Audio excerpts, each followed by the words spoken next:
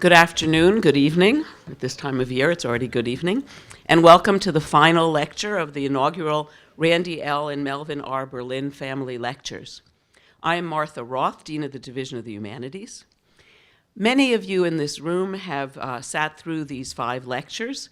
Perhaps I'm also speaking to some people who are hearing me beamed remotely or watching online after the fact. This dedication is a real mark of perseverance and commitment, not at all surprising at the University of Chicago.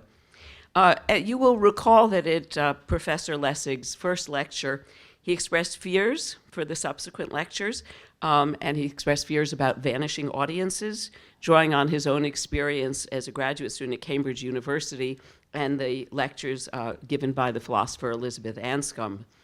Thankfully, the capacity crowds here that have been greeting Lessig's lectures have proven these fears unfounded. The Berlin Family Lectures, of course, are about much more than just drawing a crowd.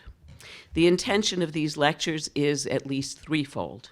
First, to sustain inquiry on a single theme, to allow the audience to experience firsthand the speaker's journey, and finally, to offer future audiences the opportunity to experience that journey through a publication by the University of Chicago Press. Thus, by making Lawrence Lessig's lectures available in a future publication, we ensure that the ideas expressed in the last few weeks will continue to have scholarly life and impact long after tonight. Next year's speaker, Amitav Ghosh, promises another stimulating experience. Amitav Ghosh is an internationally renowned author of fiction and nonfiction, including such works well known to this audience as Circle of Reason, The Calcutta Chromosome, and the first volumes of his Ibis trilogy. His writings have been translated into more than 20 different languages, and he has won or been shortlisted for some of the most important literary prizes around the globe. Ghosh has expressed interest in using the opportunity of these sustained lectures to explore the relationship between history and fiction. Please mark your calendars to join us next fall when we welcome Amitav Ghosh to campus for the 2015-16 Berlin Family Lectures beginning on September 29th, 2015. Having Lawrence Lessig, a legal and political activist, and Amitav Ghosh, a noted author, as the first 2 Berlin Family lecturers displays the intellectual diversity of this series. We invite some of the best and most talented humanistic thinkers of our time to explore pressing issues in human thought and inquiry. I want to use this opportunity now to thank David Nierenberg. Where's David? There he is. To thank David Nierenberg, currently Dean of Social Sciences, for his crucial role in securing these first speakers and in ensuring that the Berlin Family Lectures have such an auspicious launch. Thank you, David. Of course, this annual highlight within the university calendar would not be possible without the support of our dear friends, Randy and Melvin, right there, Berlin. I want to extend my gratitude to them once more for their generosity in funding this lecture series. Their support of the humanities here on our campus underscores their deep commitment to the, our deep commitment to the advancement of humanistic knowledge and thought for the moment and for the future. So thank you again, Randy and Melvin.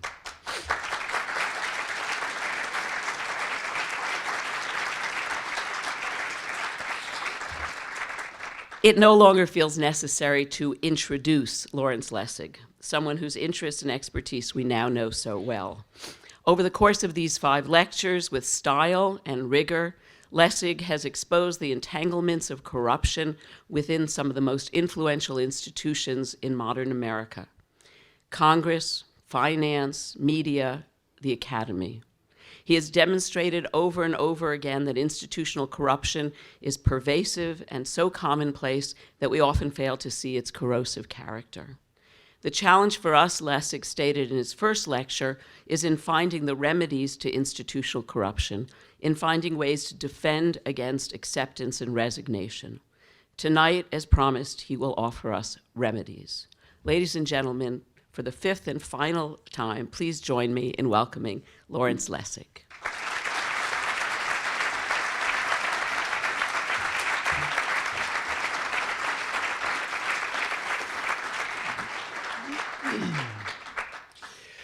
Thank you, and I too want to begin with thanks. Thanks to Dean Roth, Dean Nirenberg, and to those who've introduced me in very different ways in my time here, Lisa Wedin, Jonathan Lear, Michael Schill, and also to thank people who've made this incredibly easy, despite the difficulty of pulling these lectures together. Jamie Bender has been an enormous help, and I'd like to thank her.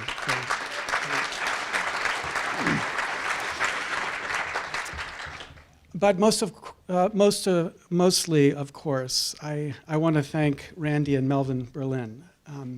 There's a way in which people can inspire, and the inspiration that you've given us through the dedication of this series of lectures, which force the people like me in this position to do incredibly hard work to live up to the challenge, is an enormous gift, not just to me and not just to this university, but to the spread of knowledge. And I'm grateful to you for allowing me to be the inaugural lecturer in this series. Thank you.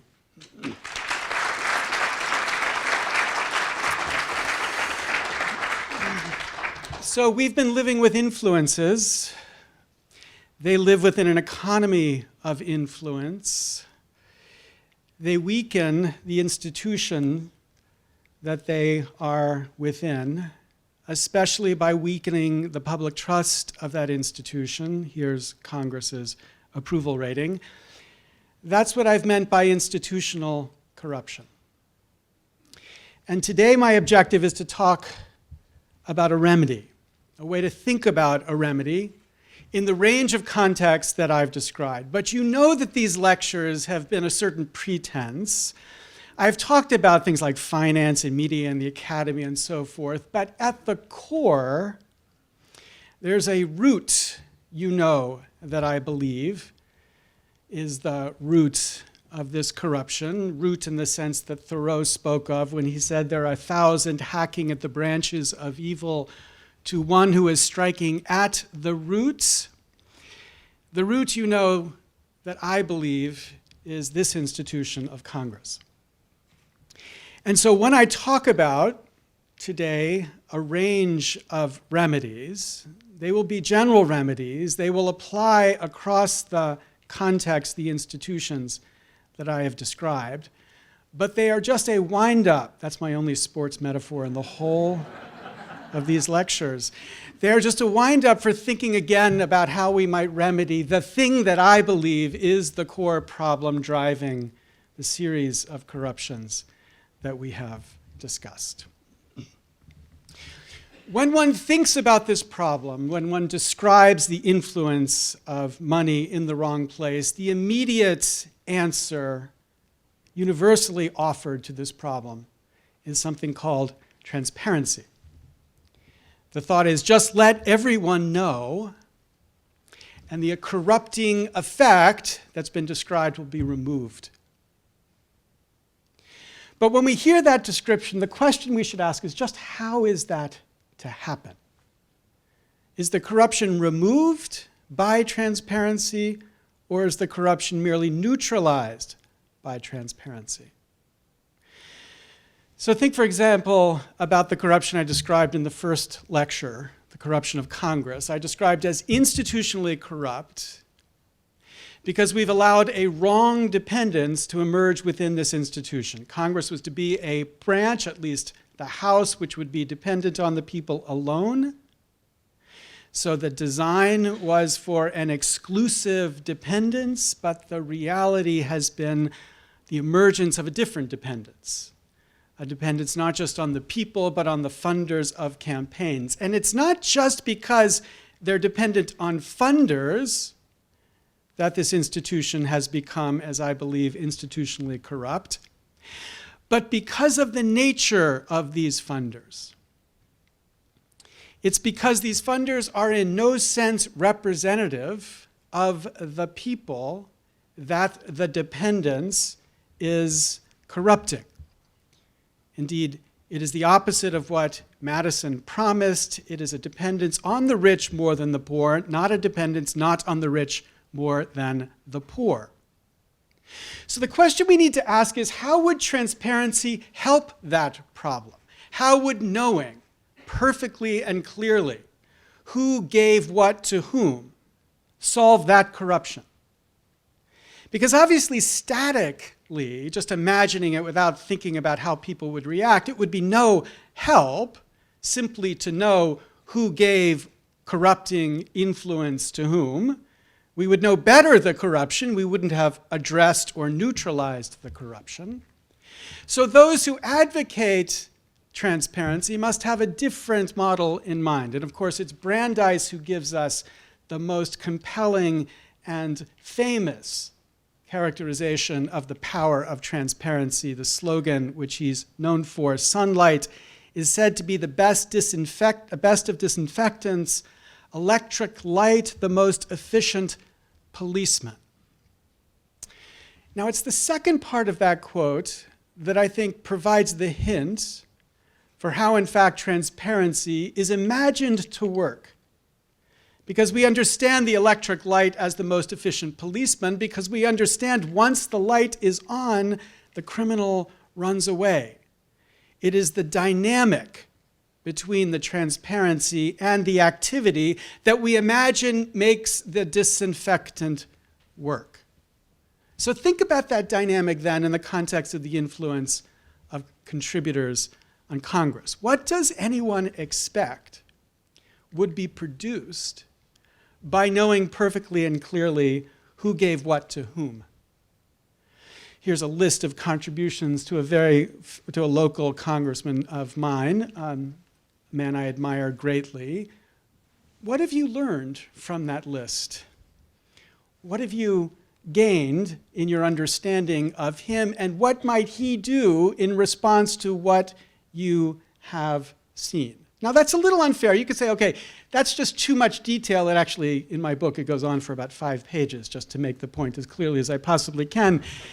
You could say we could summarize it a bit more. We could use tools to say, well, here's the breakdown of those contributions from different groups. But then even here, what is it saying? And what is the regulative effect we imagine this has on the congressman? Or we could take it one step further. There's a wonderful site, Greenhouse, built by a kid. He's actually 16 years old. His slogan, "Some are red, some are blue, but all are green." And what this site does, it's a little plug-in you can put into your browser. It makes it so that whenever you're on a page which has a member of Congress, their name is highlighted. And if you hover over their name, up comes a list of their top contributors. The green button indicates the percentage of money that member gets from small contributors. You see she gets a significant portion. She's number 4 on the list. The AC indicates she's committed to fundamental reform of the way campaigns are funded. You can contrast her with Harry Reid, who doesn't get a lot of his contributions from small contributions, and DC stands for the opposite of being in favor of fundamental reform. You're either AC or DC in Washington. But even here, what have we learned, and what's the regulative effect? Because even here, it's not clear with these tools to summarize and make clear what the influences have been, what's supposed to happen in response. Unlike electric lights with thieves, it's not yet obvious why this transparency produces any change in the behavior that might make us think this is no longer an institution improperly dependent on the funding of a tiny fraction of the 1%. Now, I want to offer a couple hooks that I'm going to hang my criticism of transparency on. I'm going to go through a couple of them a little bit quickly. Let me start with one I think of as the attention span problem. These are criticisms of the presumptions of transparency. And I'm going to give you ways to think about the weaknesses in transparency. So here's the first. It's a wonderful article written by Peter H. Lewis in the New York Times about 15 years ago. And Lewis writes, about what he thinks of as the real Big Brother. He says, surveillance cameras followed the attractive blonde woman through the lobby of the Midtown Manhattan Hotel, kept a glassy eye on her as she rode the elevator up to the 23rd floor and peered directly down the hall as she knocked at the door to my room. I had not seen the videotape, but I can imagine the digital readout superimposed on the screen, noting the exact time of the encounter. That would come in handy if someone were to question later why this woman, who is not my wife, was visiting my hotel room during a recent business trip.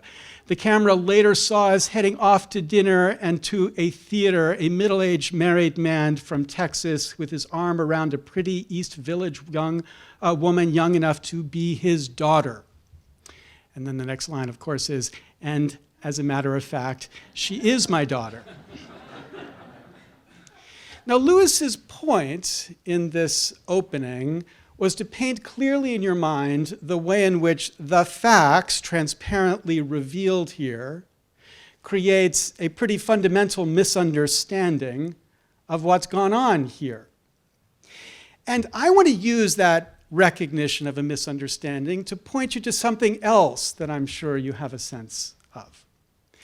That we all recognize that we think about different problems and we think about different questions. Was Peter Lewis actually going off to dinner with someone other than his wife, who he should not have been going off to dinner with? When we think about that kind of problem, there's a kind of rational time that it takes to process that, the time we would rationally devote to that question. And the puzzle here is, what if that time is less than the necessary time to understand it? So it makes sense for us to spend 5 seconds to understand this problem, but it should take 30 seconds for us to understand actually what's going on. And what that means is the rational person in this context will misunderstand what happens. And not just here, but in a million other contexts we can imagine. That is the nature of the way in which we encounter facts in the world. Now, this is not an argument for secrets. It's an argument about the nature of understanding. It's an argument about the way people do or do not understand. So I wrote a piece in the New Republic titled Against Transparency. And part of the objective of this piece was to introduce, in part, this idea of the attention span problem. And I wanted to demonstrate the attention span problem by writing a piece which, in fact, if you read the piece, you'd recognize is not actually against transparency. Nobody can really be against transparency, and it's not like I write that it's important for the government to keep secrets, but it's a piece that's working through the weaknesses or limits of transparency as a tool for reforming the underlying corruption that I think that our government has. But of course, my piece did all its work in the first 2 minutes after it was posted on the net, because everybody on Twitter and on Facebook was outraged that Lessig had come out against transparency. And then it was turned into I was arguing in favor of more government secrets and laws that would authorize more government secrets. Quickly, it had spun into a completely inverted understanding of what I had argued. But in fact, the point of the article was to demonstrate that this is exactly the dynamic we have to recognize is the reality of understanding today. It's a certain humility we have to have about the way facts spread, certain recognition of the capacity that we have to convey information. Now, theorists have worked out, I think, in really powerful ways, the context within which this kind of conveying works well. Archon Fung and Mary Graham and David Weil, in this book, Full Disclosure, have an incredible account of the way that we can see how data sometimes speaks clearly. So think of the wonderful miles per gallon stickers that the government forces car manufacturers to put on your car. Complicated set of facts summarized in a way that really drives understanding consistent with what we want understanding to be. So sometimes we can know, but sometimes we can know that revealing certain facts in a certain way will not convey meaning, will not convey understanding, will in fact convey the opposite of meaning or understanding. And worse, sometimes the meaning can't be conveyed. This is the second hook I want to raise. Let's call it the problem of the unsaid. The fantastic paper published in 2007 by Marcus Schaman and Ethan Kaplan called The Iceberg Theory of Campaign Contributions. So the iceberg theory is this. They say there's two ways in which a campaign contribution might create an influence on a member of Congress to do something or not to do something. On the one hand, the member might give, the contributor might give the member $10,000.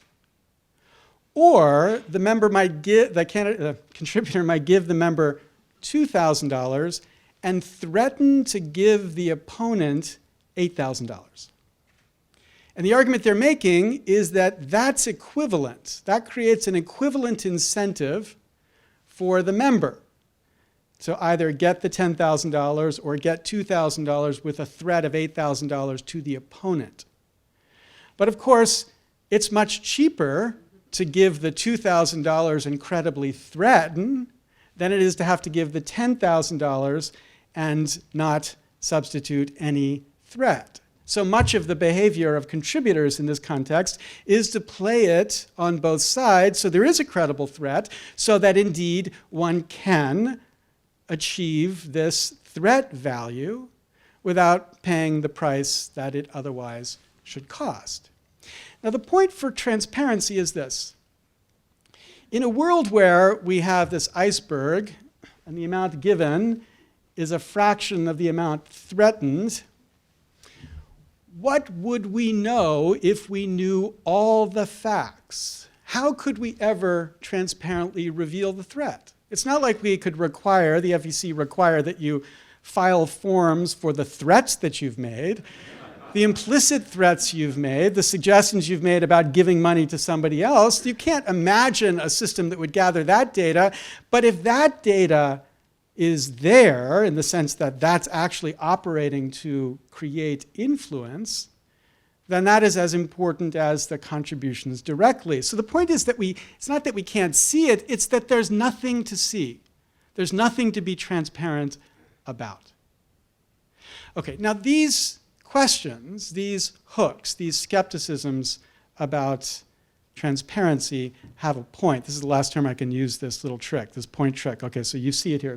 But the point here is not that we should not have transparency.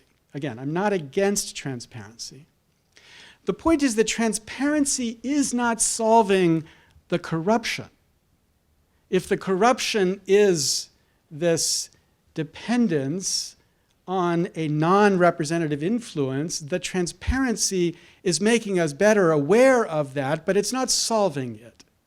My friend David Donnelly has a nice analogy. He says, remember when there's the Deepwater Horizon, and you saw all this guck pouring into the Gulf from the spill. And we would all say it's a great thing they had this webcam there to capture the guck spewing into the Gulf. It's good for us to know that.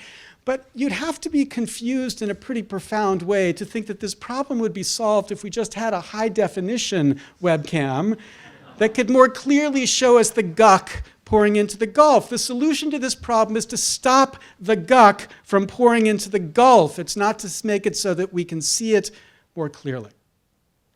And then there's a set of deeper problems here to the solution of transparency, problems that are tied to the psychological work that I was describing last week. Because, of course, the act of disclosing something, think not now in the context of campaign finance, but think in the context of a doctor disclosing his or her ties to a drug company whose drug is now being used with the patient. The act of disclosure changes the relationship of doctor to patient. And the question is, does it improve it? Right? And psychologists describe what you can think of as the moral license problem. And the moral license problem is once you act in this morally virtuous way, you feel entitled to act in a less virtuous way. You've licensed yourself to behave badly because you've behaved well. So in the context of this interaction, the person disclosing is likely to feel, okay, all bets are off. I've now disclosed. I can do what I want. They know the facts. And the person receiving the disclosure thinks, oh my gosh, she's so honest. She's told me this fact. Now I trust her more. So the result of the disclosure is to increase the bad behavior, the risky behavior, relative to where it would have been without the disclosure. Or sometimes people have seen the opposite effect. Sunita Saw is a researcher that was at the Safra Center as a non-residential fellow. She did a series of empirical studies of financial advisors with their clients who had a conflict of interest involved in their advice. And what she found was even though disclosure decreased the advisee's trust in the advice, it also caused increased pressure on the advisees to comply with their advisor's recommendation. The disclosure had become tantamount to a favor request, meaning that the disclosure increased the problem of the conflict rather than reducing it. Now, Professor Saw has solutions to this, to secretly inform of the conflict, to have a cooling off period, to facilitate private decisions here. Those are all solutions, but the point again is that the transparency is not having the intended effect that it was offered originally for. Or here's maybe the most interesting empirical study of this done by Kane, Lowenstein, and Moore in 2005. This was a case where there was an estimator, a person who was to estimate the number of jelly beans or balls in a jar, and an advisor, a person who presumptively knew more because they had a better chance to estimate, to look at the jar, who would advise the estimator about what number the estimator should have. And in these graphs, the gold is the estimator, and the brown is the advisor, the person making the advice. And in the first case, the accurate case, they share their winnings if the advisor gets the estimator to get the right number of balls. So they don't have a conflict of interest. And you see the payoffs are roughly the same. But then they create a condition where if the advisor can induce the estimator to estimate a high number of jelly beans or balls, the advisor gets a bigger payoff. So in the second bar, that conflict of interest is not disclosed. Yet the way the advisor interacts produces, indeed, a higher payoff to the advisor than in the case where there's no conflict of interest. So this is the empirical suggestion that the conflict of interest is actually producing a harmful effect to the estimator. But the really amazing fact here is the third. When the conflict is disclosed, the problem gets even worse. Once the conflict is disclosed, the estimator, again, for the, oh my gosh, they're disclosing a conflict, I can really trust this advisor, is more reliant on the advisor. And the advisor, now believing that he's given revealed the conflict, feels licensed to behave even more aggressively and produces an even higher return to the advisor than to the estimator. The disclosure here exacerbates the conflict and doesn't mitigate or neutralize it. Or another researcher of ours, Mariam Kuchaki,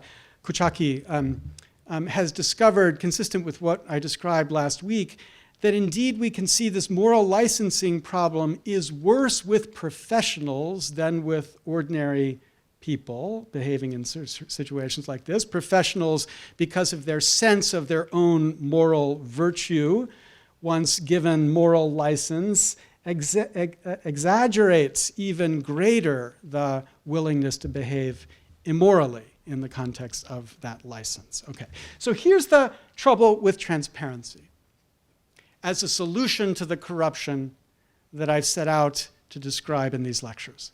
The trouble is the obvious gap, both in logic and in psychology, between the remedy and the response we should expect the remedy to produce. The remedy logically has no necessary connection to, for example, the corruption of Congress, because if the corruption is the concentrated funding interests Just knowing it is not going to change that.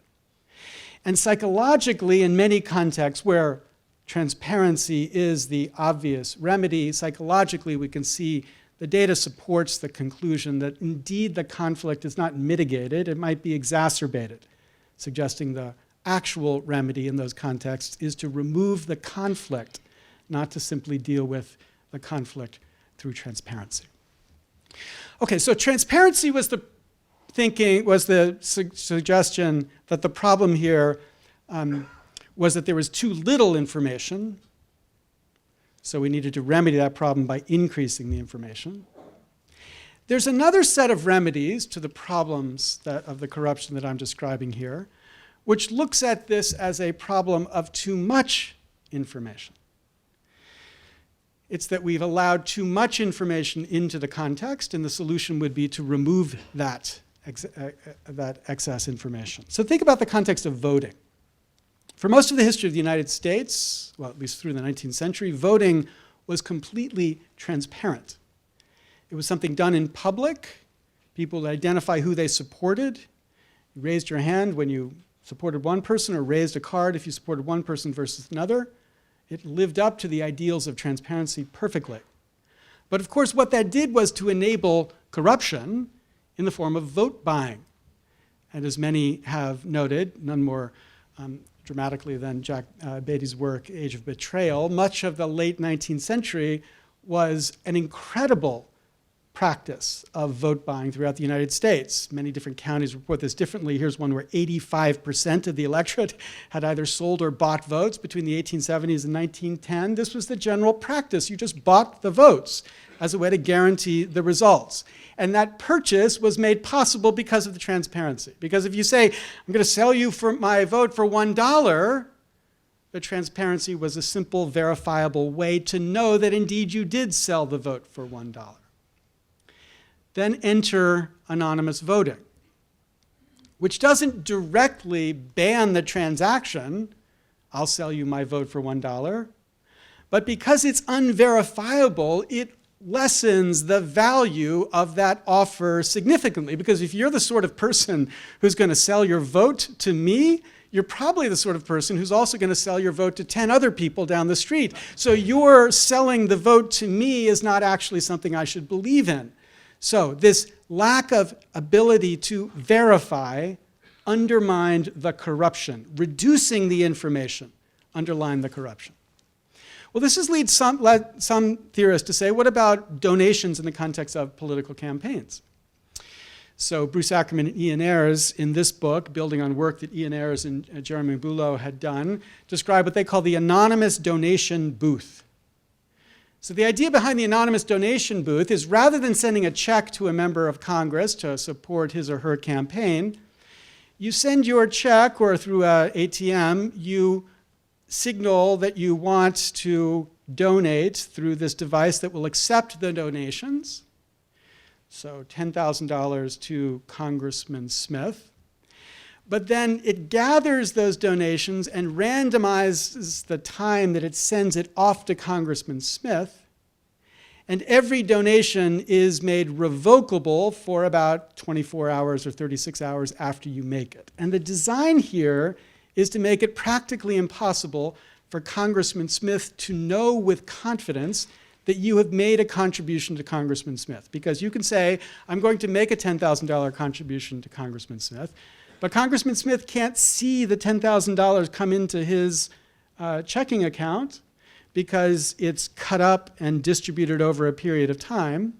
And even if Congressman Smith walks into the voting booth or the donation booth with you and sees you tap in $10,000 for Congressman Smith, he doesn't know whether 2 hours later you've logged on and withdrawn that $10,000 contribution from Congressman Smith. So again, Congressman Smith could listen to you promise him that you've made a $10,000 contribution to his campaign, but he's not likely to credit that promise because it's trivially easy for you to withdraw that $10,000 contribution and give it to someone else.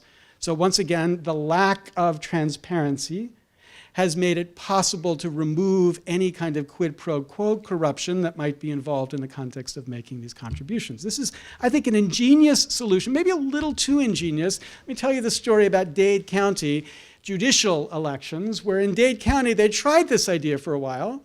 You could give donations to judicial candidates running for office, but the judge couldn't know you gave the contribution. The consequence of that? Nobody made any contributions to judicial campaigns. So that this solution maybe is too good as a solution because it dries up the money that's otherwise necessary for these campaigns to function. And the other part that's critical to wonder about here is whether people would find it believable that the candidates didn't know. I mean, Ackerman and Ayers and Bulow are very convincing in their math that it would be impossible to trace it back. And you can understand the dynamic of the revocability that makes it plausible that nobody should trust that. But we live in a time where people don't believe that vote machines actually count the votes. So it's not plausible, to me at least, that we could move immediately to anonymous donations and convince America nobody knows where the big money is going. Most Americans would continue to believe everybody knows where the big money is going, and therefore the same corrupting influence would survive. But the point here is to recognize the technique. The technique is to reduce the amount of information. And this researcher, Christopher Robertson, who was also at the Center for a year, has generalized this as the concept of blinding as a solution to institutional corruption. Blinding. So he divides it like this. He says, on the bottom left from your side, we see you have a funder who is giving money to a decision maker. That's creating the troubling dependence. Because what we worry about is the decision maker will then produce a bias in the outcome in order to satisfy the funder. That's the dynamic of corruption that we're concerned about. And blinding says we can solve this if we can find a way to remove the parts, reduce the amount of information, so that we don't have the potential for this corrupting influence. And you can see that because he disaggregates the functions that this contribution is to serve. So in the context, we can see one function is to subsidize a certain kind of work, academic research, for example. But the second potential effect is selection. The funder chooses which potential decision maker to make, and so the subsidy has the potential to create an influence on the decision maker to tilt the decision in one way or the other.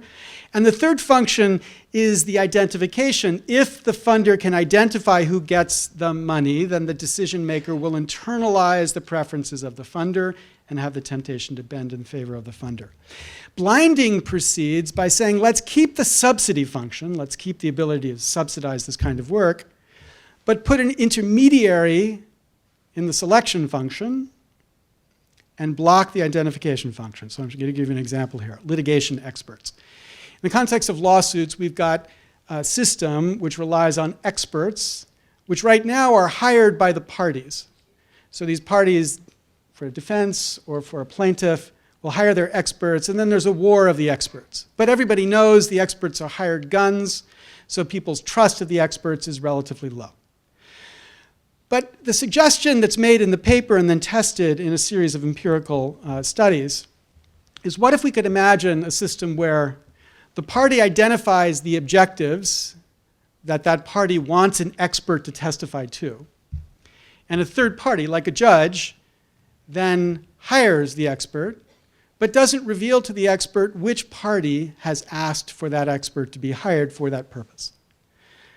And so then the expert would be working to produce the information, answering the questions, not knowing who's actually hired the expert. Now you would think, why would anybody ever do this? Why would a lawyer ever do this? But what the empirical work has demonstrated is that, in fact, it produces higher confidence in the experts. So the rational litigants could have a self-interested reason for using blinding if it makes the ultimate expert testimony more persuasive to a fact finder than a hired gun expert witness whose testimony is infected by known sources of bias. And they find a blinded expert doubles the odds of winning for whichever side chooses to use a blinded expert rather than a hired gun. So the reaction of the fact finder increases the probability of that expert being believed by a factor of 2.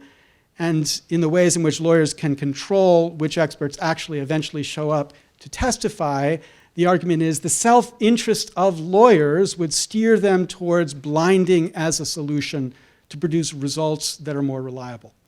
The same idea in biomedical science. Here we've got, for example, a drug company that's hiring clinical trial firms for the purpose of testing the drug. The concern is that interaction creates a dependency that makes the clinical trial testing firm less reliable. But imagine if there were an independent service that did the testing. The drug company simply identified the factors that had to be tested. How could we induce this to be the equilibrium result? The suggestion is leading biomedical journals could require blinding as condition for funding where feasible. The FDA could require blinding in a way that's at least consistent with the First Amendment. So a well-functioning market, the suggestion would be, could select blinding as a solution if the conclusions of the blinded results were more believable and reliable than the conclusions of the non-blinded results. And remember when I described this dynamic with clinicians actually reading the research results about drugs, they implicitly discounted the claims of drugs that had been tested using private money rather than public money. Again, reinforcing the suggestion that the infection from conflict is enough to overwhelm the value of that conflicted testimony. And Mark Rodwin, another researcher, has now outlined the way in which exactly this system could work. So the point is a regulatory solution to institutional corruption, blinding, seeks to preserve the subsidy function in these contexts while blocking the selection or identification functions producing bias. So here, the solution is not transparency, it's opacity instead of transparency to achieve this anti-corruption goal. Okay, and then finally, number 3. Blinding is about producing less information in the mix. You could think of one more solution for producing more information. I said one problem with transparency was the failure to understand, the understanding that all of this data might produce. We could think about adding information into the market that would simplify the ability to understand these data. So a researcher from the center, Jennifer Miller, has produced a project to rate pharmaceutical companies. Here's the basis of what she's working on. It's the reality that we have a commitment that clinical trials of drug results are supposed to be public. There's a legal requirement and there's an ethical requirement that these results be public. But what Jennifer has done is look at all the sources that she can to figure out how many of these trials are in fact public. And what she finds is that of all the trials that she's looking at, so she's looking at drugs that were approved in 2012, manufactured by large biopharmaceutical companies. So that's 48 drug entities, 15 of them by the top 10 pharmaceutical companies. And these are companies then that for each of these drugs, there's an average of 22 trials for each of these drugs that are being approved. She finds only 58.5% have been registered. Registering is the process where you say, we are going to run a trial, we're registering it, here's what we're going to do, so you know this up in advance. The standard practice is supposed to be all of them as registered, but less than 60% are registered. 24.8% are reported to clinicaltrials.gov. That's one site where they could be registered.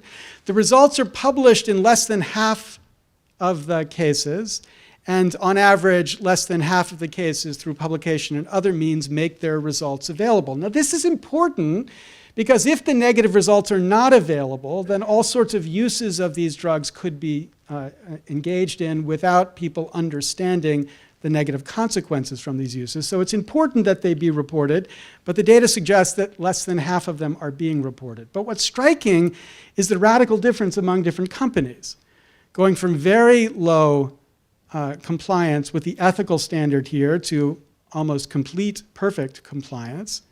And then in legal context requires that for interventional trials, you must report, and only about a quarter of all trials are subject to this legal requirement. But here it's even more dramatic. Some drugs, some companies, 0% compliance. Other drugs, other companies, 100% compliance. Well, that variance begs for a rating system. Because a simple rating that would signal the difference between companies that are complying perfectly and companies that are complying not perfectly would create exactly the dynamic of incentive that Brandeis was talking about when Brandeis was talking about electricity being the best policeman. Because here there's a kind of result that is produced through analyzing the core transparent data to develop this rating, to add information, a kind of transparency, you can think of it as transparency plus, which facilitates the operation of the regulatory effect of these data. And the key here is that it's enabled in these contexts by a commitment to open data, transparency on the source data, and inviting people like researcher Jennifer Miller to freedom to innovate on top of that data to produce these additions that might complement the project of transparency. Okay, now, the point so far then is to suggest we have to think about mechanisms, about how information works, how incentives work with that information, and to then work back from the corruption we've identified to decorrupt the dynamic we're describing. So what if we did it with this institution? As I've said, the problem here is a system where members spend anywhere between 30 and 70% of their time fundraising from a tiny fraction of the 1%. But in these three elements, it's this which is the significant problem. It's the fact that it's the tiniest fraction of the 1%. Imagine they had to spend their time calling people randomly. 100% of us. Imagine we locked them in a room 4 hours a day, and they had to sit there randomly talking to their constituents for at least 5 minutes. The phone would ring, somebody would answer, and the member would say, "Hi, I'm Congressman Smith. My job now is to talk to you for 5 minutes. What do you think?" That project, that incentive, would of course facilitate the congressperson understanding all sorts of things that the congressperson does not understand when the congressperson spends all the time calling the tiniest fraction of the 1%. So it's not necessarily the time spent talking to people that's the problem. It's the fact that the people are not the people that are being spoken to. So the problem is the filter that the system imposes, which I triggered by pointing to Boss Tweed's slogan, "I don't care who does the electing as long as I get to do the nominating," something I called Tweedism, a system where we imagine two stages to the democracy, a nominating procedure where the Tweeds get to select, and a second electing procedure where the citizens get to vote, and a filter in the middle. And what defines the problem with this filter is, this system is that the filter is biased. And so the remedy should be a remedy for that bias. It should be a remedy to unbias the system. Or to remove the filter would be the same result. So that instead of a two-stage process with a bias filter, it's a two-stage process which spreads out the funder or selector influence to a wider swath of citizens. Now, the only way I can see to do this is through something we refer to as public funding, which is a terrible word in many parts of the world, but I want to revive the value of the word by talking about it a little bit differently. Public funding has radically different sorts. Think, for example, about the presidential public funding, a system which is used in principle to fund the election of presidential campaigns. Here's their website. It's pretty obvious why Barack Obama would never have used this. Nobody in the Obama campaign would have anything to do with a website this poorly designed. But we remember that every president between Nixon and Obama used presidential public funding. They ran their campaigns on the public's dime, and nobody benefited more from this system than Ronald Reagan, who ran 3 national campaigns using the presidential public funding system. There would not have been a President Reagan had there not been public funding, because in 1976, the Republican Party was not going to give him the money to take on Gerald Ford. But the dynamic of public funding, of course, was incredibly important in that period. Ronald Reagan, in his re-election campaign, attended 8 fundraisers Barack Obama, in his 2012 election campaign, attended 228 fundraisers because Obama had given up the benefits of presidential public funding. Now, the elements of that system were a centrally determined amount that candidates got, which produced a cross-subsidy among voters. Because when the candidate got a certain amount of money, that meant that I, as a taxpayer, might be funding the political speech of somebody I don't care much for. And this engendered conservative opposition to presidential public funding, Ronald Reagan notwithstanding. The opposition was, number one, you had a bunch of bureaucrats who were deciding who got to spend what in a presidential election. And number two, this cross-subsidy meant my money was being used to support speech I didn't like. Okay, that's one type of public funding. But there's an alternative to that type, what I want to call small dollar public funding. And here I'm going to describe two different versions that in the end produce the same result. One is we could call a matching fund system. John Sarbanes, the son of Paul Sarbanes, who gave us Sarbanes-Oxley, John Sarbanes wants to give us something much more pleasant in life called the Government by the People Act. The Government by the People Act basically allows members who run their campaigns by taking small contributions only to get their contributions matched. So small contributions are worth a large amount of money. So if you, in the extreme case, take only small contributions, then a contribution of $100 is worth $1,000 to you because the other part is matched by the government. And what that means is you can afford to fund winning campaigns taking small contributions only. So rather than the tiniest fraction of the 1%, you're taking money from the broadest swath that you can. The alternative is a voucher proposal. In my book, I describe one version of this, something I call the Grant and Franklin Project. This is the way that works.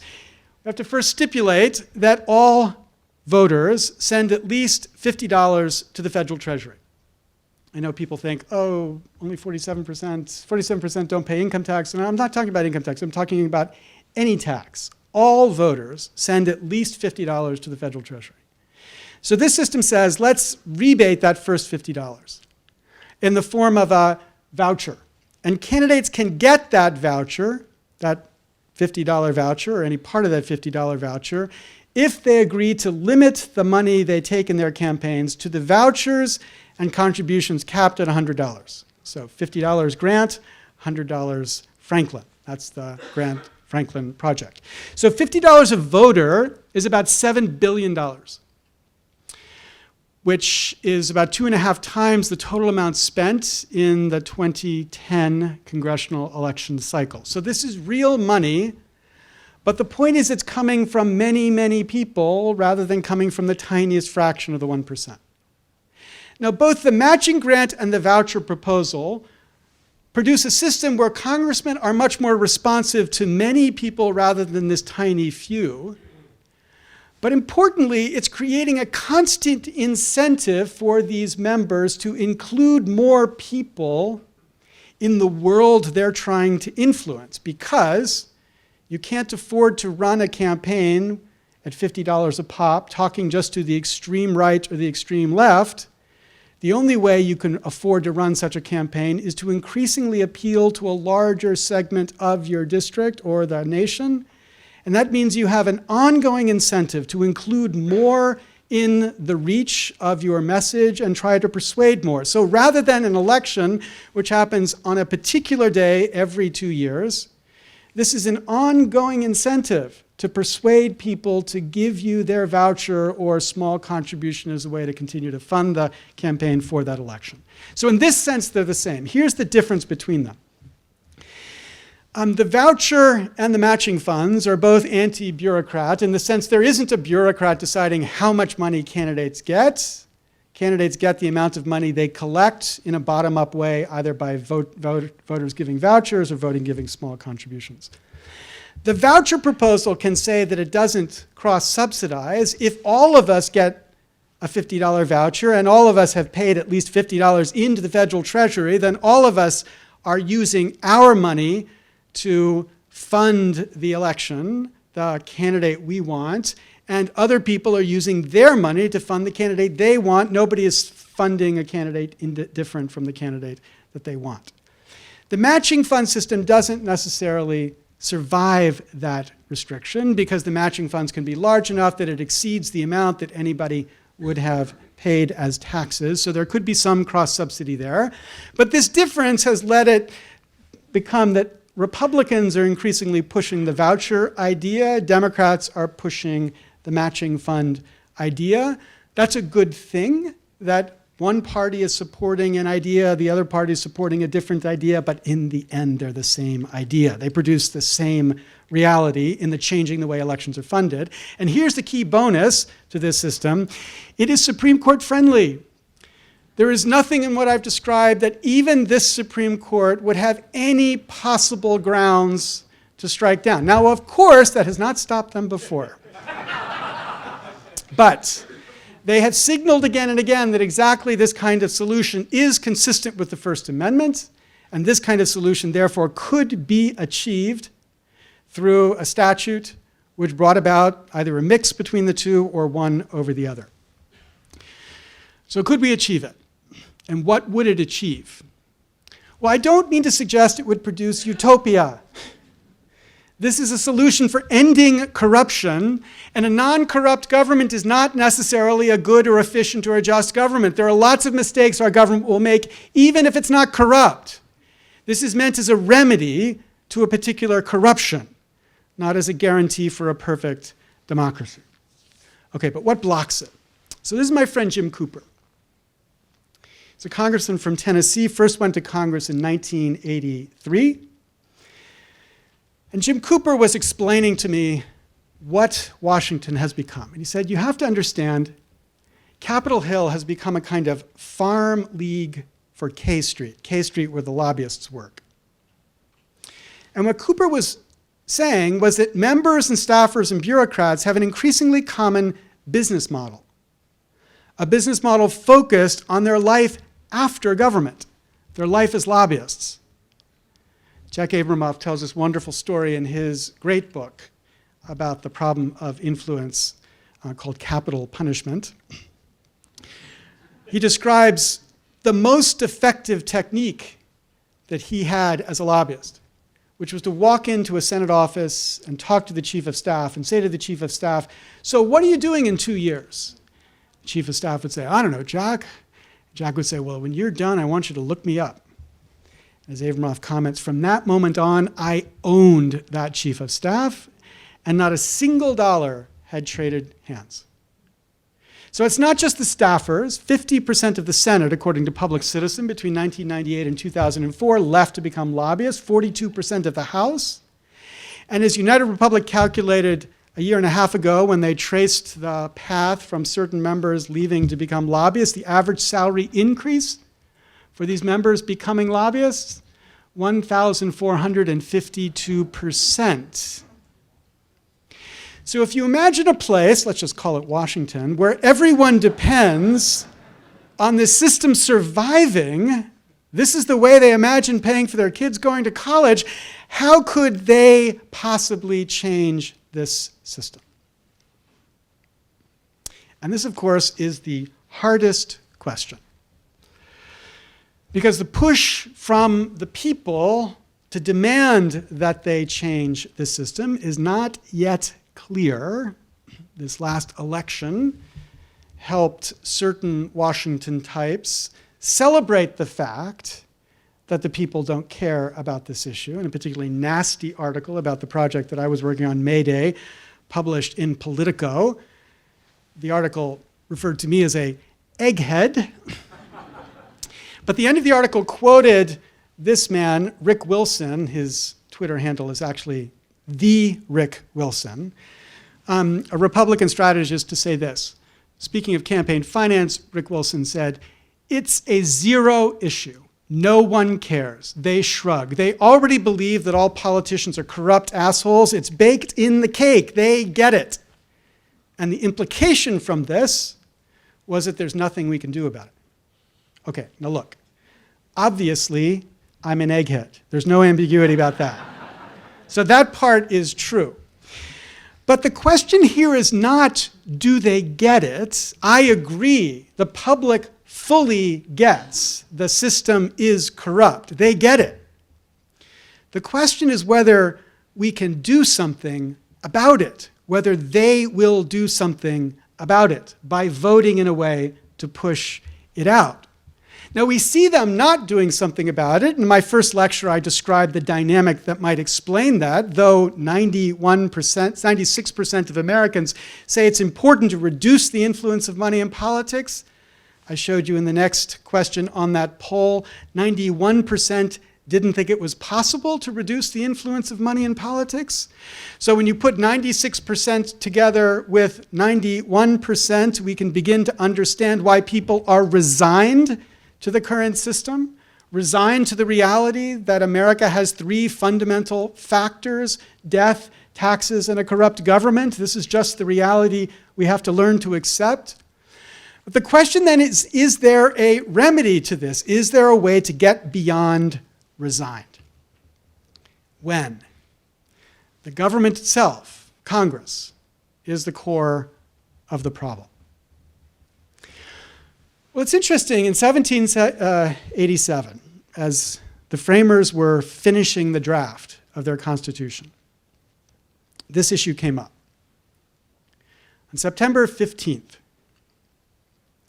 the framers were reviewing the final draft of the amending provision to the Constitution. And as they were reviewing that draft, they noticed that the provision gave Congress the exclusive mode by which the Constitution could be amended. And this guy, Mason, George Mason, perhaps the most interesting of the framers, completely conflicted, a slave owner who thought slavery was the moral abomination of the time, stood up and said, well, wait a minute, what if Congress is the problem? As he said, no amendment of the proper kind would ever be obtained by the people because Congress would be the entity proposing the amendments.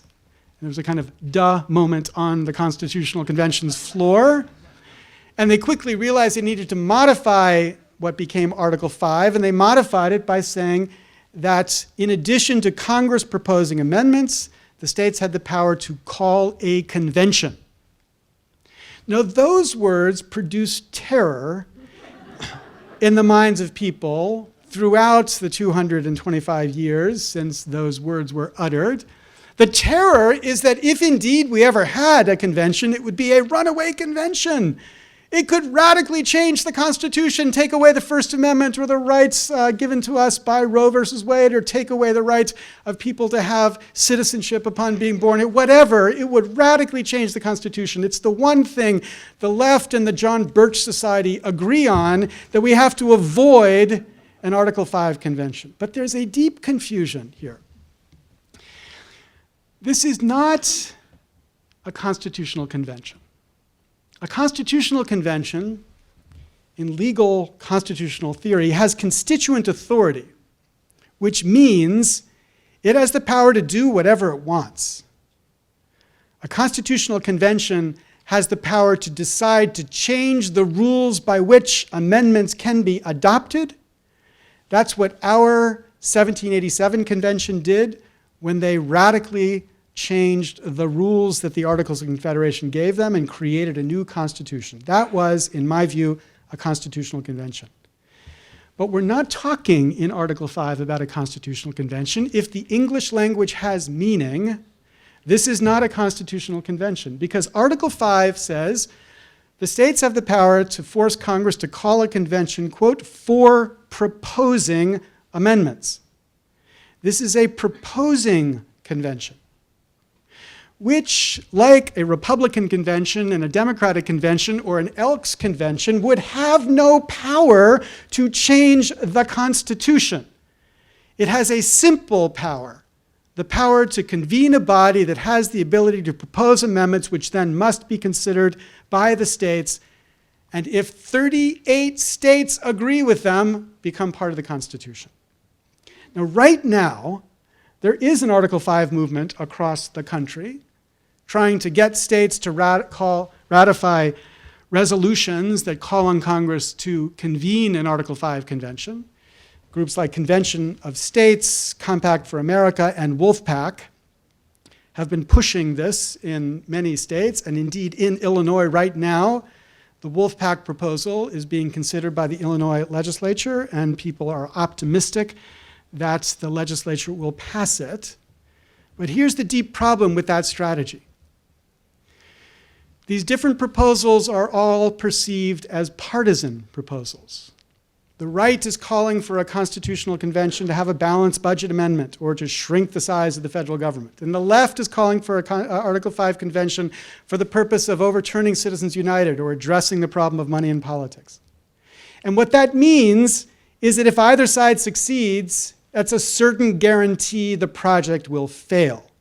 Indeed, you can imagine the Democratic Party would never, ever raise as much money as it would raise if it could rally the Democrats to oppose a Tea Party convention that was intending to tear away the rights of our Constitution, and vice versa. If this is framed as a partisan convention, you can guarantee both sides will have a fight to destroy it or to support it, and as a partisan convention requiring 38 states to ratify an amendment, it would be hopeless to imagine it achieving any substantial change to the way our Constitution is crafted. So here is our place. We have a Gulliver-like Congress tied up by Lilliputian cronies, unable to work. The ideal of Mason to provide a way around that corrupted Congress, to give us an opportunity to fix the corruption of that Congress, is right now unlikely to succeed unless both sides recognize the devastating consequences from maintaining their push for partisanship. And the last great reformer president has proven himself unwilling to take up the cause of reform. Plausibly putting the question forward, is there any way forward here? Well, let me end in a way that suggests there might, a little indirectly. So just after midnight on March 24th, 1989, a ship under the command of Joseph Hazelwood ran aground and spilled about 11 million gallons of oil into the Prince William Sound. This is the radio transmission reporting the accident. Yeah, it's Melvin back. We should be on the radar there. We've fetched up hard ground north of Goose Island, Boy Reef. And evidently, we get some oil. And we're going to be here for a while. And if you want to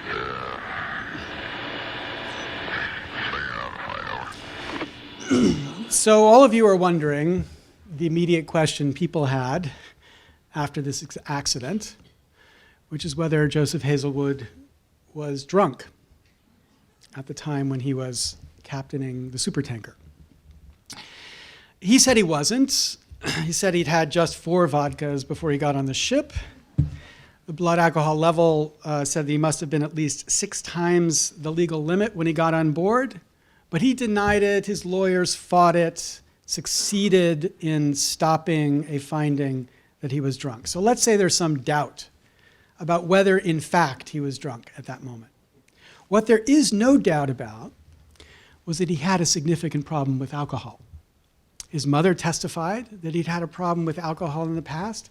In 1985, Exxon treated him for his alcohol problem. In 1989, the CEO said he had thought he had mastered the problem. But in 1986, his license had been revoked for a DUI. And in 1988, his license had been revoked for a DUI. At the time he was captaining the Exxon Valdez, he didn't have permission to drive a VW Beetle. Okay, now forget Hazelwood. What I want you to do is to think about those around Hazelwood. the other officers, people who could have picked up a phone. While a drunk was driving a supertanker, think about the people who did nothing. What do we think about them? Now, I ask that question in this way because, as you know, I think we are they. We are a nation with critical problems that need serious attention, but we have a wide range of institutions incapable of that attention, distracted, unable to focus. And who is to blame for that? Who is responsible for that? It's too easy to point to the criminals. It's not the evil people. As you know, my view is it's the good people, the decent people. The people who could have picked up a phone, it's us. It's we, in particular, the most privileged, who are responsible. Because the most outrageous part to this story is that these corruptions, primed by the most privileged, have been permitted by the passivity of the privileged as well. Permitted. And here I'm going to give you an excuse. My last bit of psychology in these lectures, something called the bystander effect, which we know the true description of because Wikipedia gives it to us, so here it is.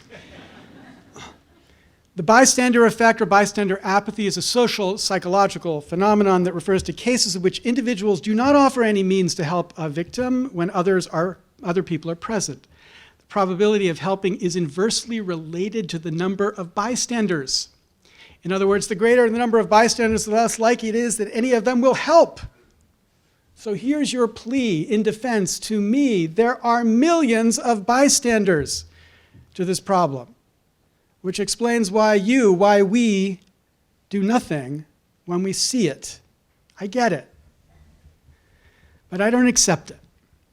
Because what I hope these lectures have done, by picking out a particular kind of corruption, a corruption that we have all participated in, and mapping it back, what I hope these lectures have done might be to give us a different way to think about hope here. Now, I don't mean the abused and hopeless sense that our friend gave us, the president. I want to suggest a different sense of hope given to us by a different president, Václav Havel.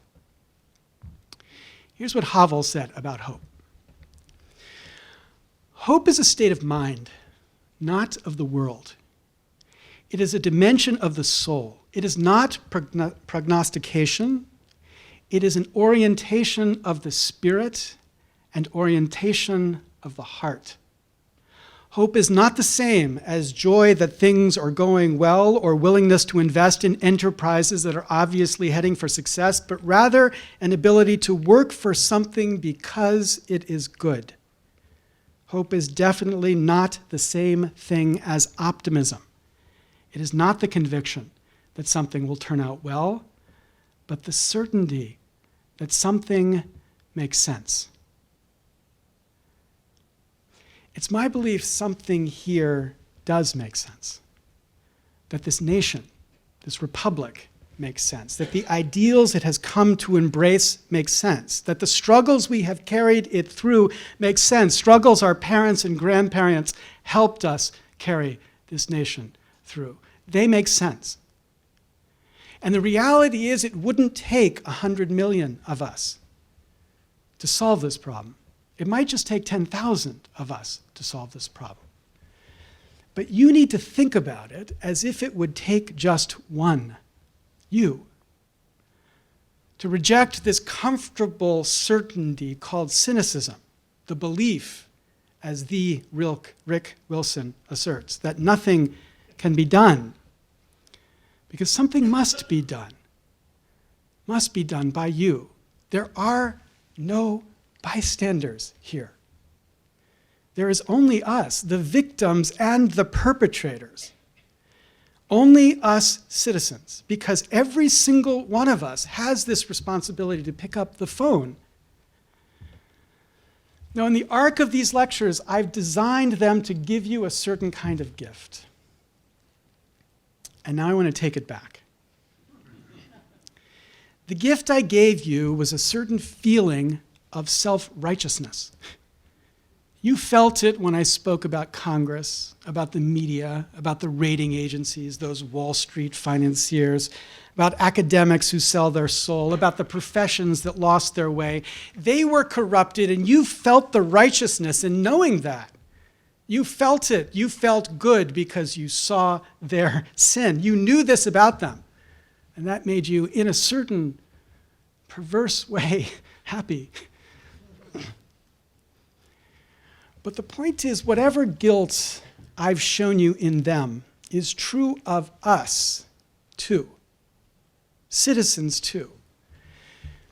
Because as our founders taught us, citizenship is a public office, too.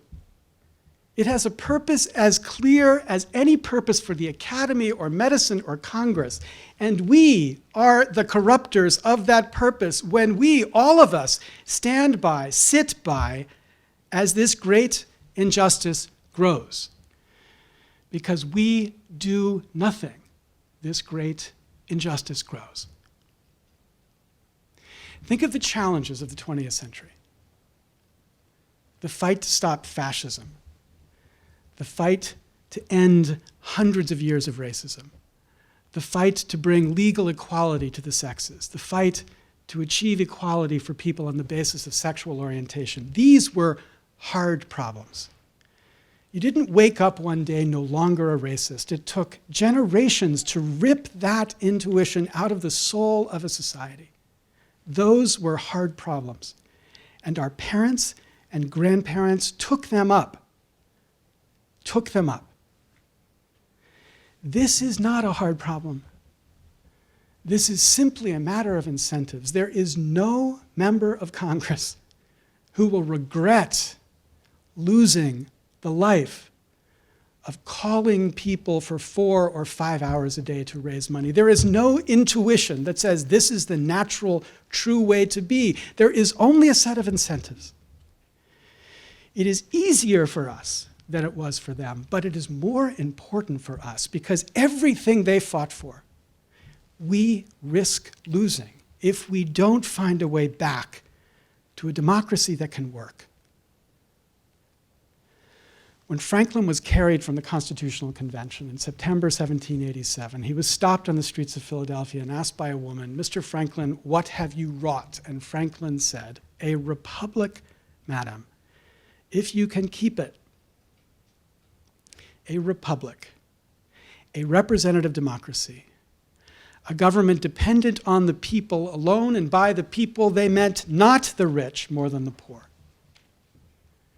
We have lost that republic. And we all have to act now to get it back. Thank you very much.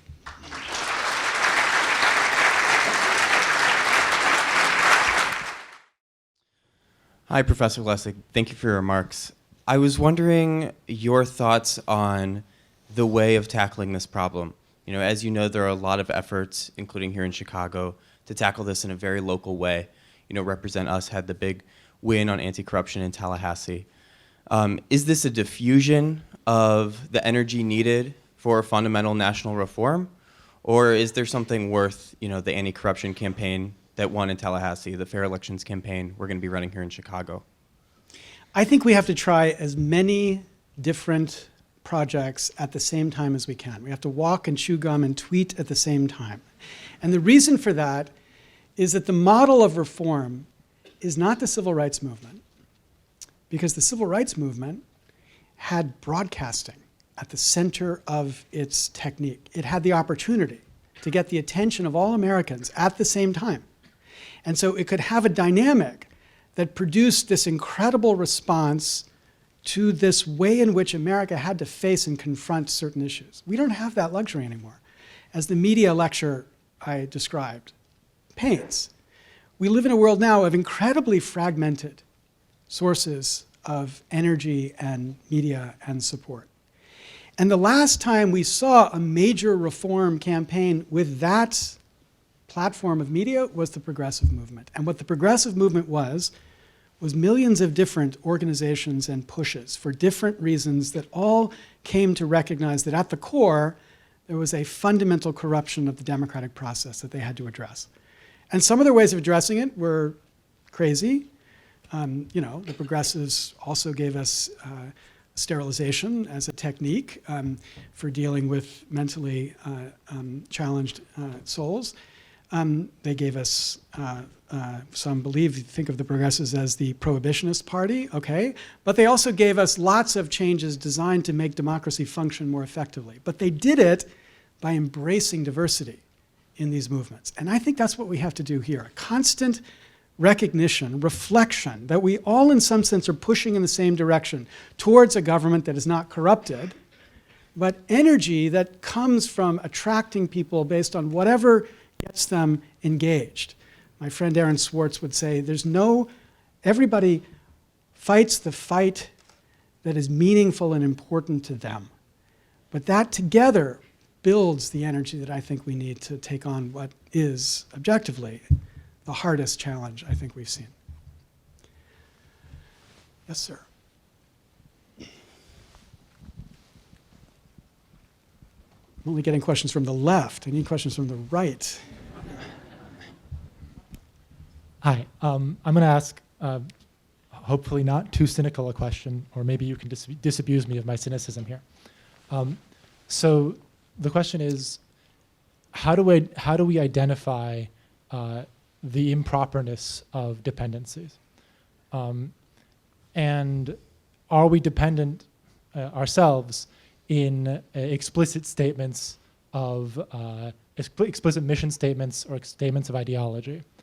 The difficulty with that is sometimes, especially for example, in the example which you presented the first day of the Hong Kong protest movements and their difficulty with democracy with Chinese characteristics, we might not want to trust these explicit statements of ideology, right, or of mission statement. Right? The problem there isn't that it's a Chinese democracy; it's that it's not democracy at all. So that's the question: is how do we identify what the improperness is?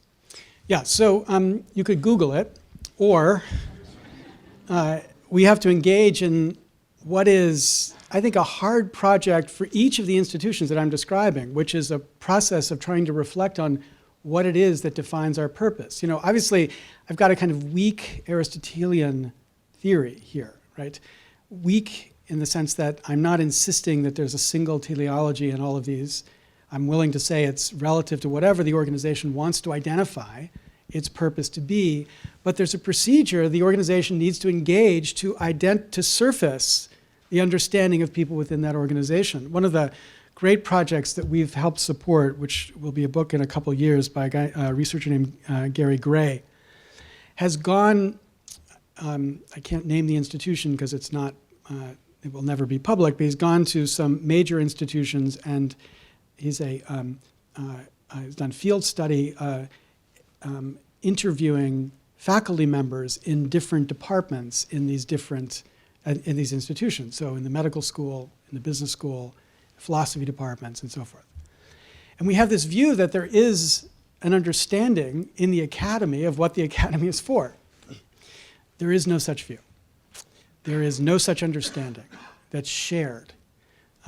Now, you could say, okay, we're not going to have a shared understanding. Or you could say, this is the beginning of a conversation where we need to reflect on what it is we're here for. What are we doing? Why are we academics as opposed to people in a think tank or as opposed to people working for a law firm? Like, what is our job for? And if we facilitate that conversation in the open, we can see whether there's an ability of us to cohere, come to an agreement about this. And if there is, that is the guiding point. If there isn't, what I've said is there's no place for the corruption thought in that. There's a place to criticize it. There's a place to say it won't work well. There's a place to say I don't want to work for this organization anymore. But it doesn't fit within what I'm describing as corruption. So there's no simple way to get to it. There's instead the sort of thing we need to be doing constantly, because the point to recognize, obviously, is these understandings change and have to change, and we have to update them as we see them evolving. On the right, yes, sir.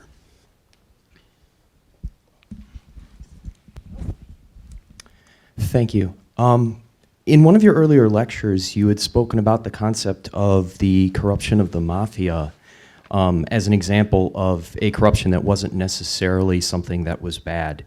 When you look at the age of our government and the way it kind of mirrors our capitalist thoughts, did you ever have to think about the fact that perhaps the solution might have been to corrupt the system, that at a meta level there was a flaw that is now becoming apparent in kind of the way things are working? And if so, would that change the outcome, if in any way, if the result needed to be for the system to be corrupted? So, I mean, there have been people who've pushed this idea that the system is so deeply tied that the only way to succeed, to make progress, is to corrupt it, to force it to fall in some sense.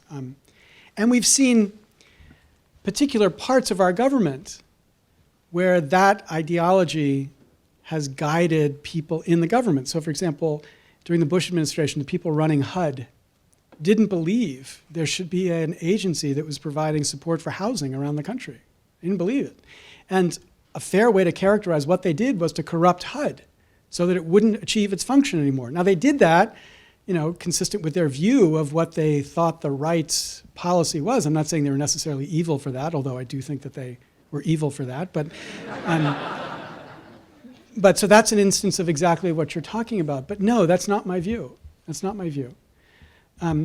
My view is there is a not impossible task that I'm actually increasingly optimistic about to create the political pressure necessary to radically change the fundamental dynamic creating this corruption.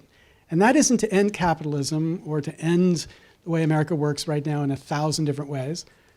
It's really this small thing in the grand scheme of things to change the way we fund an election. We spent $4 billion this year on an election. We spent $8 billion on Halloween candy. It's not a big part of our economy. So we can solve this problem, trivially solve it. It really would be nothing to be able to solve this problem. And my belief is that if we did, we would get back close enough to a democracy that had the elements that would inspire people to be involved again. The constant response people have to the election cycle is, especially talking about kids, like, why don't they all show up to vote? It's all their fault. They don't show up to vote. Well, they don't show up to vote because why would you in a world where you recognize that the influence of the vote is not the influence that is most salient to figuring out what the government is going to be doing? Change that. Make it so the vote is the most salient influence. And then we have a real reason to turn around to our neighbors and say, why haven't you voted? Why haven't you participated? Why haven't you tried to advance a democratic response to a policy you don't agree with? As opposed to a revolutionary response to a policy you don't agree with, or a violent response to a policy you don't agree with. Those are the only alternatives once the democracy fails. And that's increasingly, I think, where we are. Right here.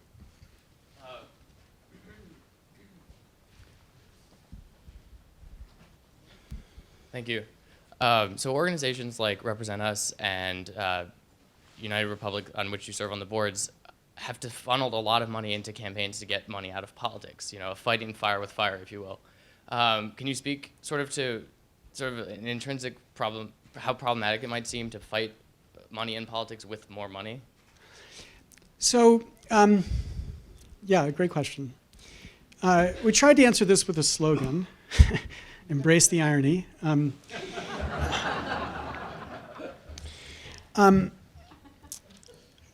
But if you think historically, the reality is we've always used the means of an unjust system to produce a more just system.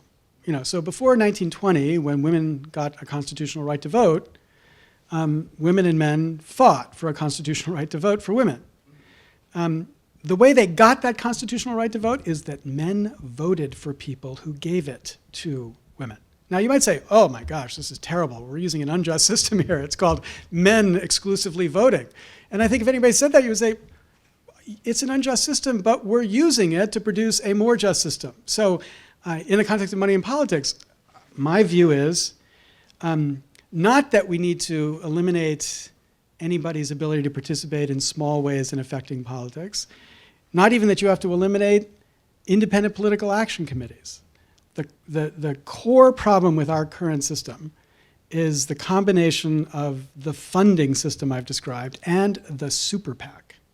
Because what the super PAC has done is radically increase the concentration of people who are deriving the results in this context. So, in 2012, 130 people constituted 60% of the super PAC money that was spent. That number will be smaller in this cycle.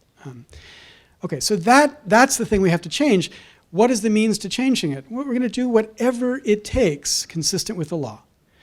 Try super PACs, try recruiting people to get their congresspeople to commit to fundamental reform, try everything, because every legal means ought to be the means we use to change the system. And just because the means that you use are not the means that you want doesn't make you a hypocrite. It makes you someone who is using an unjust system to produce a more just system, and we need to do that more.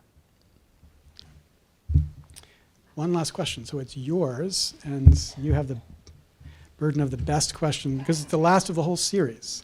Here it is. Thanks, Professor Lessig. And I guess I have a two-part question. First of all, psychologically, how do we get over the moral licensing problem of knowing that we are bystanders already?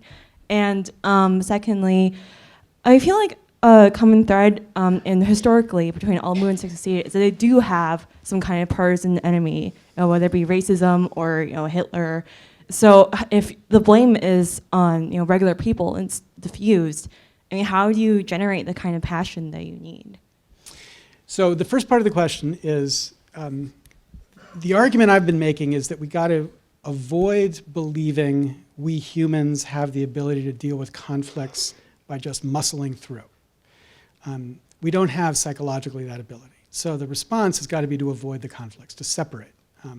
Now that's too simple as a description of a lot of different contexts. For example, I've described through small dollar public funding a way to avoid the conflicting dependence, and it's incredibly cheap to do. It's for, $7 billion an election cycle, $3.5 billion a year, maybe $4 billion a year. It's tiny compared to anything else.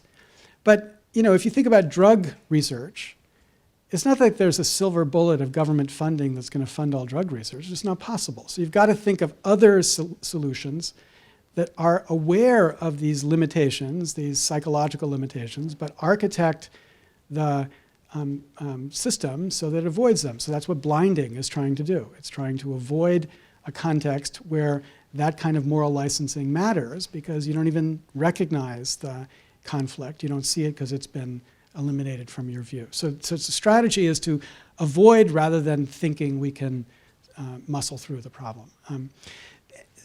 So the second part, is appropriately the last and hardest question. Because, in my book, I said that the really hard thing about this kind of corruption is that there's no bad person on the other side, and that we as a species are pretty good at rallying ourselves against bad people, but we're not very good at rallying ourselves against the pedestrian problem, the good German problem as I described it before.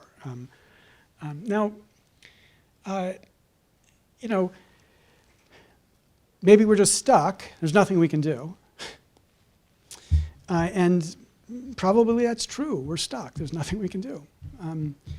But we can't act as if we're stuck and there's nothing we can do. We've got to find every tool to rally whatever different group you're trying to rally.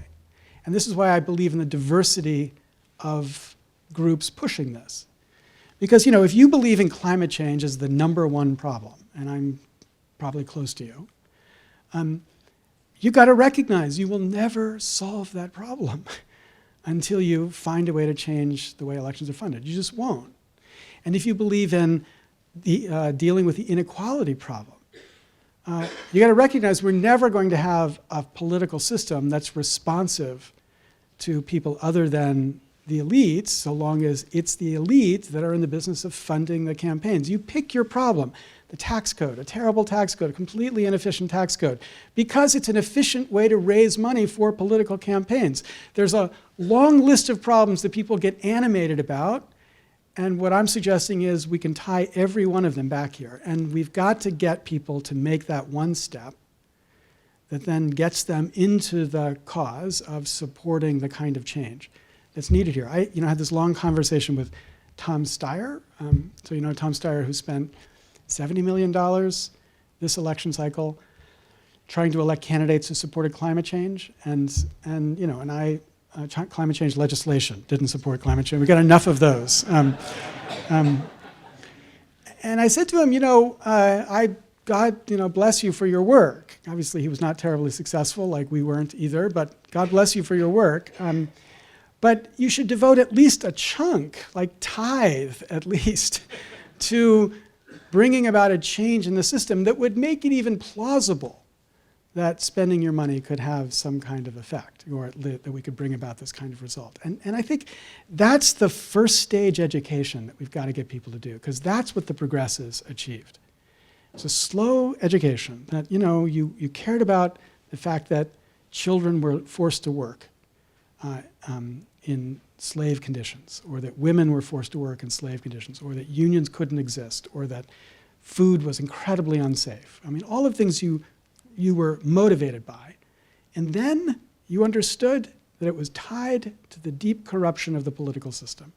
And the more you reflect on that and build on that, the more you support the kind of progressive movement that would bring about that type of change. And for them, critically, it was not a partisan reform. Teddy and Taft were Republicans. Even Bob La Follette was a Republican. And Williams Jennings Bryant was a deep Democrat. But these people thought of this not in a partisan way. They were able to think about it in a more fundamental way. And that's exactly the recognition we have to find a way to achieve again today. And whether we can, I don't know. I just know it's what we have to do. Thank you.